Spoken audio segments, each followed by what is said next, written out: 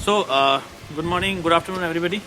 This is our first destination, and the interesting thing is we are going to explore very small slice of Bharatpur, and the most beautiful place to explore Bharatpur in short is this complex. This is called museum complex.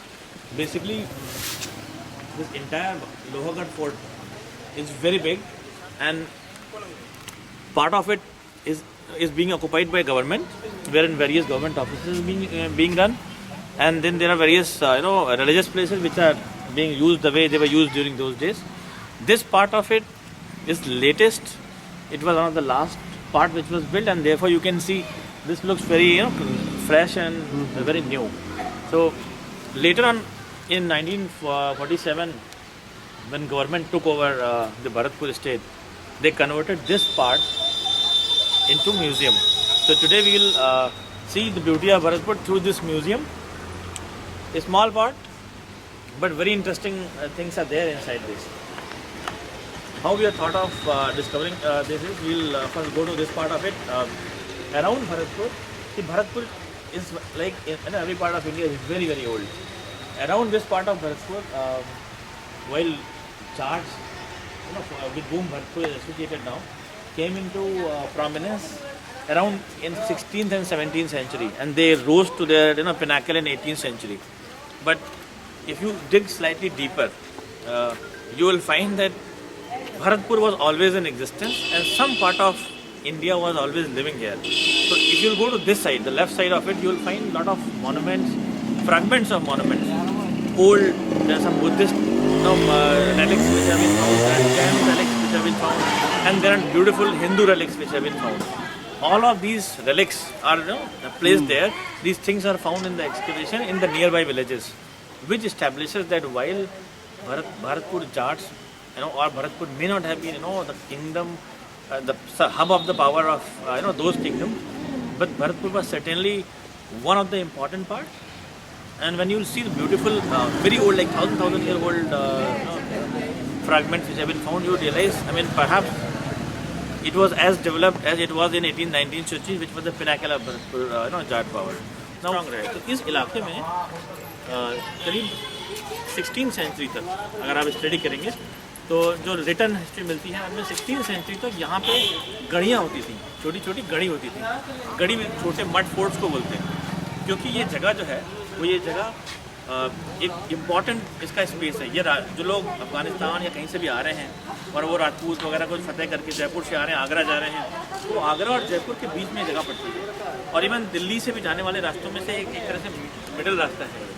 तो हमेशा ये जगह important root रहा है, और important root होने के वजह से या तो ये छोटे छोटे इंडिपेंडेंट हुकूमतें यहाँ चलती रही हैं, या इनके ऊपर जयपुर कि जो आमेर की जो किंग्स थे उनका कभी कभी वो अधिकार होता था, और कई बार अक्सर इनका जो इनके ऊपर जो रूल होता था वो होता था उस बंदे का जो मथुरा या आगरा में राज कर रहा है.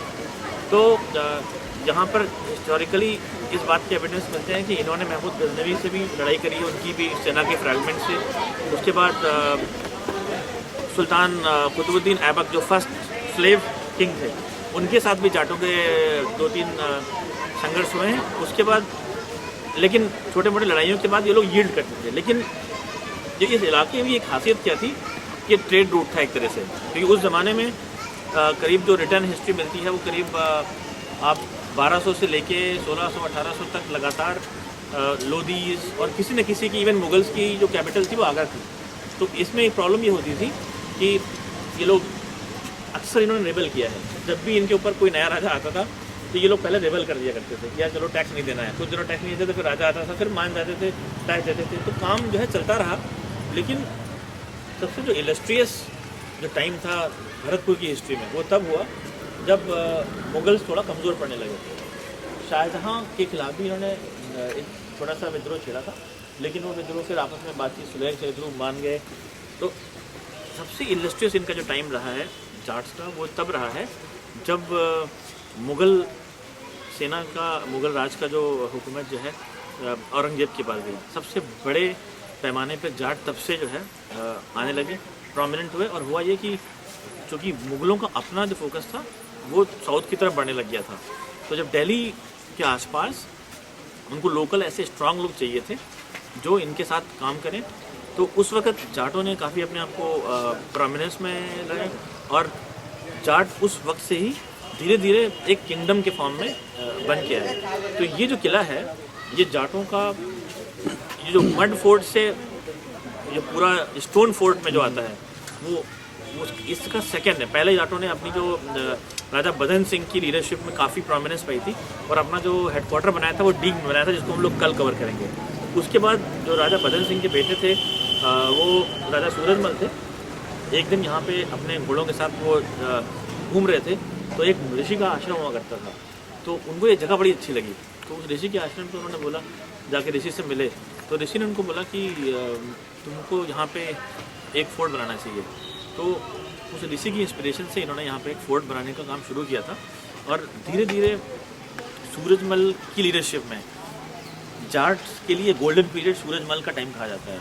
Very wise, very intelligent and very clear headed leader he was. और उसी इस्टेब्लिशमेंट का सबसे बड़ा जो स्टेटस था वो ये था कि एक पूरा भरतपुर और दीग के जो आसपास का पैलेस है, जो जाट एम्पायर का एक सेंटर हुआ करता था, उसमें तमाम किस्म के नए नए कारखाने लगाए गए, बहुत सारे मॉन्यूमेंट्स बने और वो मॉन्यूमेंट्स बेसिकली प्रैक्टिकल यूटिलिटी के भी थे और मिलिट्री यूटिलिटी के भी थे। Lohagarh one of the most impregnable forts of India में एक माना जाता है।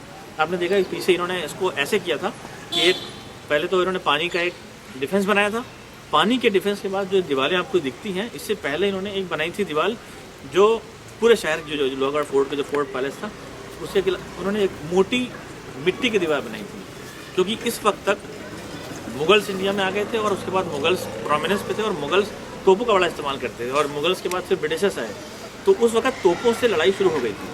क्योंकि तोपों से लड़ाई शुरू हो गई थी तो उन्होंने एक बड़ा स्मार्ट तरीका निकाला कि पत्थर की दीवारों से पहले एक मड का एक दीवार बनाते थे और खूब मोटी दीवार बनाते थे। उसमें होता क्या था कि जब गोले एनिमीज चलाते थे ना, तो वो गोले आके मिट्टी में धंस जाया करते थे और पूरा शॉक और ऑ उसका जो होता है ना, वो पूरी मिट्टी जो है उसको एब्जॉर्ब कर लिया करती थी। और इस बीच अगर आपकी दीवार नहीं गिरेगी ना, तो ये लोग अपने आप को रीग्रुप और रीगैदर करते थे और अटैक करते थे। सबसे इंटरेस्टिंग पॉइंट ये है कि जो लोहागढ़ फोर्ट है वो पूरी तरह से कभी किसी से डिफीट नहीं हुआ। इवन डायरेक्ट औरंगजेब यहाँ पे आए, उन्होंने इसको फतेह किया, लेकिन पूरी तरह से आर्मी ओवर पावर नहीं कर पाई। एक पॉइंट ऐसा आया जब जाटों को लग गया कि अब हम यहाँ से शायद ज़्यादा नुकसान उठा जाएंगे, तो उन्होंने संधि कर दी। सिमिलरली जनरल लेक ने यहाँ पे 4 बार हमले किए। अंग्रेज़ों ने बहुत कम जगहों पे 3-4 बार हमले किए हैं। मैसूर में हमला किया था और मैसूर में 2-3 लड़ाइयों के बाद जीत गए, लेकिन यहाँ चौथी बार भी वो जीत नहीं पाए थे। लेकिन जाट, मैंने बताया कि जो जाटों के जो लीडर्स थे उस वक्त बहुत समझदार हो गए थे। चौथी बार लड़ाई के बाद उन्होंने लड़ाई को आगे बढ़ाने की बजाय एक बहुत ही फेवरेबल संधि कर ली, तो जनरल लेक की इज्जत बच गई उससे और इनका सब कुछ बच गया, बल्कि इनको बहुत कुछ एडिशनल भी मिला। तो इसलिए आप देखोगे ना कि ये एम्पायर उस वक़्त बड़ा हुआ जिस वक़्त मुग़ल एम्पायर एकदम जीरो पे जा रहा था और इंडिया के बाकी जो इंडिजिनस स्टेट्स थे वो हिंदुस्तान में धीरे धीरे गर्क हो रहे थे।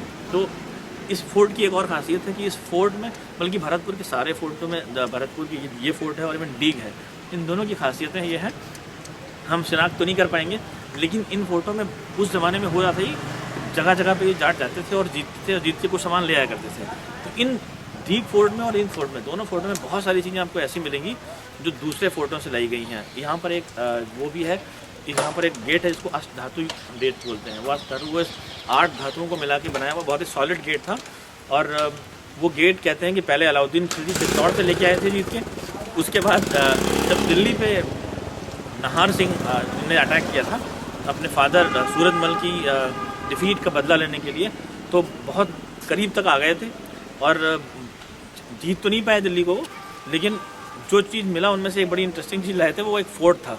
वो जो अलाउद्दीन खिलजी का जीता हुआ था, वो ओल्ड फोर्ट से उसको उठा के लाए थे, उन्होंने यहाँ पे लगाया है। तो इसी तरह से इस म्यूज़ियम में भी आप जाओगे और बहुत सारी जगहों पे, तो आप since you have travelled in various parts of India, आप और खासकर दिल्ली में आपने देखा, तो बहुत सारी चीज़ें तो दिल्ली में जो आप पूछते रहते हो कि ये कहाँ चली गई, कौन लूट ले गया होगा, कौन कहाँ गई होगी, तो बहुत सारी चीज़ें आपको, तो आप आपकी ये जो वॉक है यहाँ की ना, वो दिल्ली की अधूरी वॉकों को भी पूरा करेगी, ठीक है। सो ये यहाँ पे जो डीक फोर्ट है वो बहुत बड़ा है और उसके अंदर हम लोग आपको दिखाएंगे, बहुत सारी चीज़ें आपको दिखेंगी। ये फोर्ट जो है एक तरह से एक सैम्पल फोर्ट है। Now we will start from here. Detail में जाटों के बारे में और इनकी उपलब्धियों के बारे में हम लोग डीक फोर्ट पे बात करेंगे।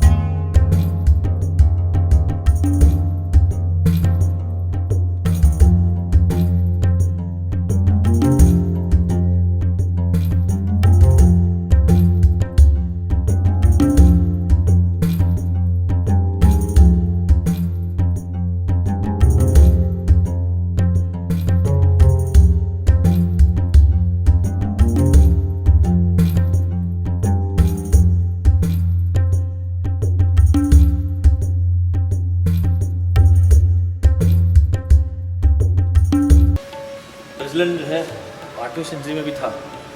बट्टू भैरव साहब जो है ह्यूमन स्कल्स का एक गार्डन पहना हुआ है इन्होंने।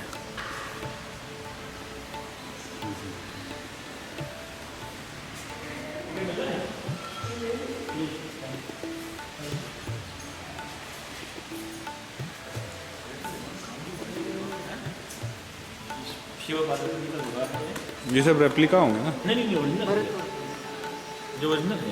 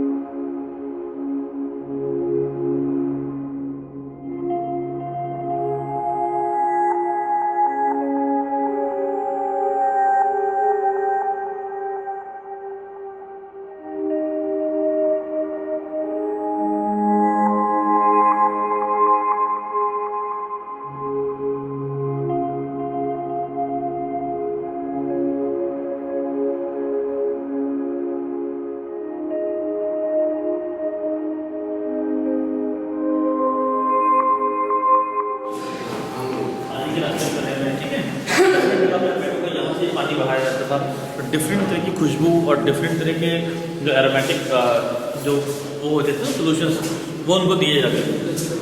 और यहाँ पर पानी इकट्ठा होता रहता था, पानी भरते रहते थे, पानी सफाई होती थी डिफरेंट स्क्रब वगैरह के लिए।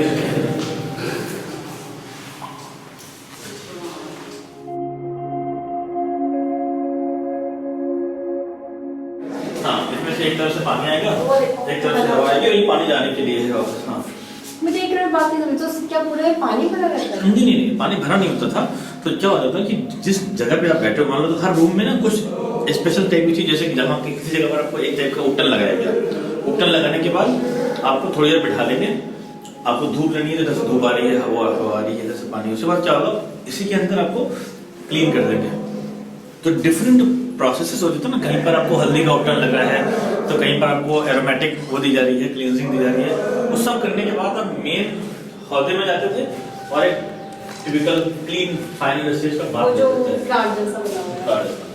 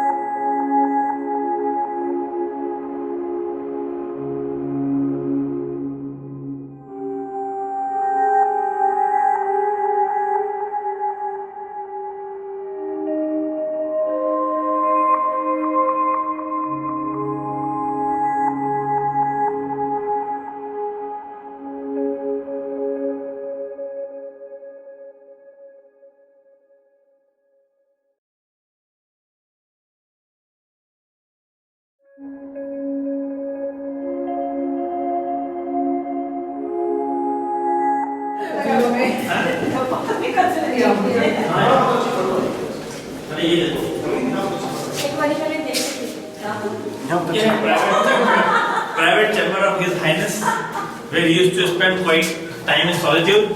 I think you will like it because you do a lot of meditation photos. नहीं हो सकता है बाद में कंस्ट्रक्ट किया। और it was like arthritis friendly, you know, design. नहीं आर्थराइटिस फ्रेंडली था। क्यों? आर्थराइटिस तो भी मैं नहीं बैठ सकती। आप बैठ नहीं सकते। नहीं, I can't even। तो इसके ऊपर वो लगता होगा ना एक चैनल। एक और वो सिंहासन।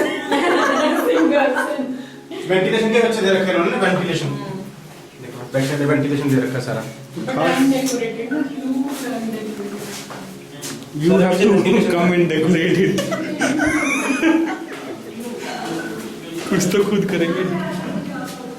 This is meant for अच्छा टी। ये रूम बड़ा अच्छा है। सारे ना यहाँ क्या? तो मैं एक्सपेरिमेंट करना चाहिए।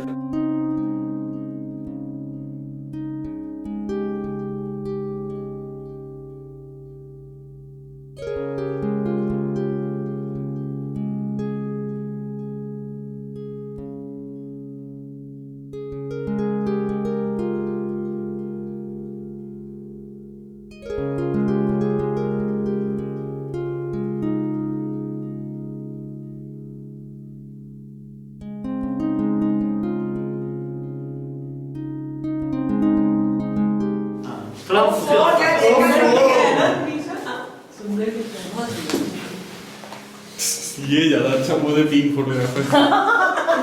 इतना ये well preserved है, they have given access to photo and people haven't Excellent, huh? This is great photo. so less visited. जो भी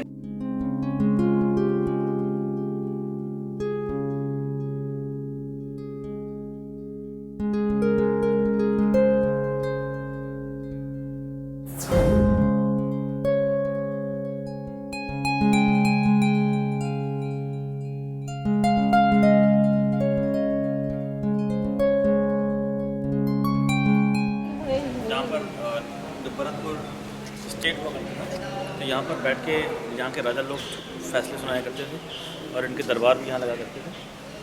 relatively beautiful small gem of this palace. सबसे अच्छी चीज़ इसके अंदर क्या है, इसके जो दरवाजे हैं, इसके दरवाजे की carving is one of the most beautiful thing in this entire complex.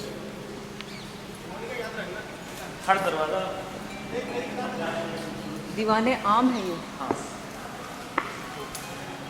दीवाने आम होता था ना, वहीं पर बैठ के आप डिसीजन वगैरह ले सकते थे।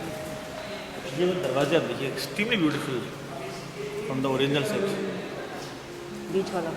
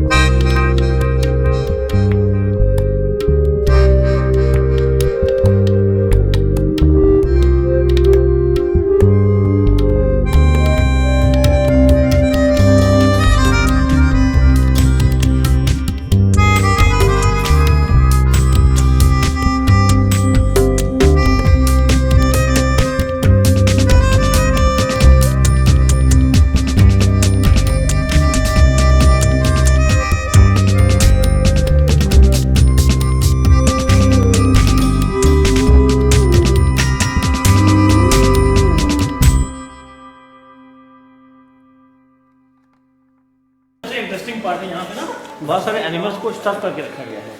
ये चीज़ आपको यहाँ दिखेगी। टॉक्सीडर्मी के प्रोसेस। बेचारे को उसको पता होगा उसका अंतर। अरे ये लकी इसका अंत ऐसा है कि अमर हो गया, वरना तो ये मिट्टी में लगा। क्या पता हम ही लोग में से कोई हो। हाँ ये हो सकता है। हाय। ये इनकी जो आईज है वो रियल तो नहीं होगी ना? अरे दिए लो। होंगी? जैसे ये नहीं आइस नहीं रियल होगा। आइस तो पानी लेकिन, होता है। जैसे ये टीथ है, टीथ तो रियल है। ये रियल है। तो आइस को आइस भी तो रियल है। नहीं आइस तो पानी होता है, उड़ जाएगी। लग रही है देखिए। अच्छा वो मतलब वो गली जाती है पूरी। हाँ हाँ इसकी तो नहीं है। यस नहीं ये अंडे जैसी हो जाती है। ये स्टफ वो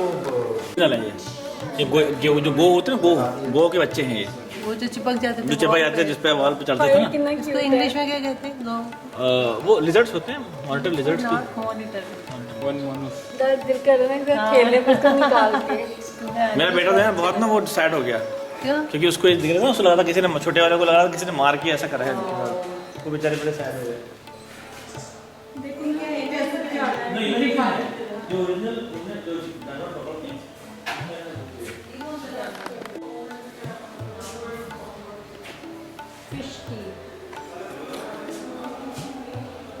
ये दरवाजा भी ओरिजिनल लगता है।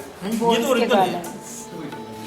बात भी ओरिजिनल है। एक्चुअली ये सारी बीसी वाले पोर्शन ना ये ब्रिटिश टाइम का बना हुआ है। उन्होंने पहले मेरे को मना कर दिया। They never fell. ये कौन पहनेगा? In fact, sometimes I feel good कि they were the one who did it. Not our father. And they are the British government and the comfort. They are both that they are.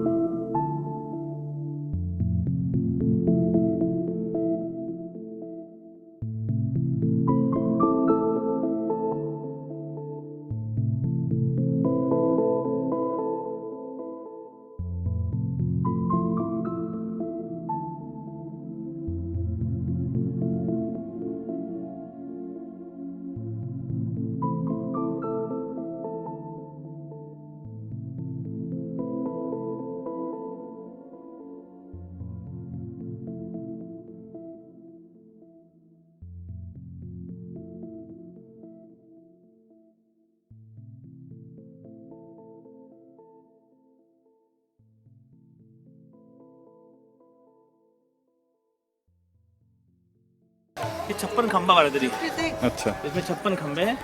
शाम को यहाँ पे entertainment और culture programme करते हैं। This is one of the latest edition, top most level.